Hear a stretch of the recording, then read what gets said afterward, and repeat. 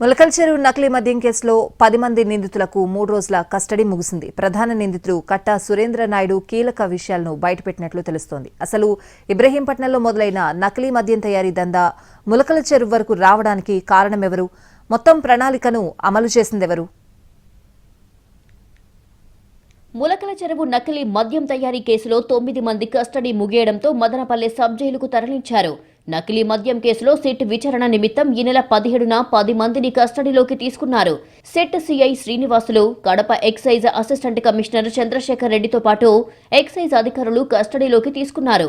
కట్టా సురేంద్ర నాయుడుని విచారించిన ఎక్సైజ్ శాఖ అధికారులు మదనపల్లె ప్రభుత్వాసుపత్రిలో వైద్య పరీక్షలు చేయించారు.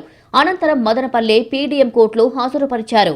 అక్కడి నుంచి మదనపల్లె సబ్ జైలుకు తరలించారు. ఇక ఈ కేసులో నిందితుడిగా ఉన్న కట్టా సురేంద్ర నాయుడును 3 రోజుల పాటు విచారించారు.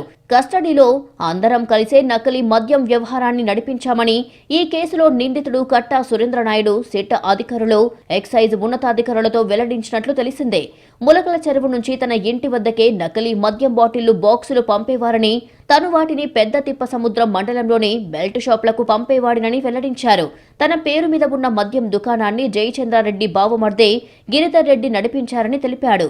నకిలీ మద్యం వ్యవహారం గుట్టుగా చేద్దామంటూ గిరిధర్ రెడ్డి ద్వారా తనను జనార్దన్ రావు కలిశారని వెల్లడించినట్లు సమాచారం.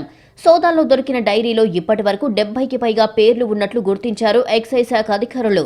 వాళ్లందరిపై దృష్టి పెట్టారు.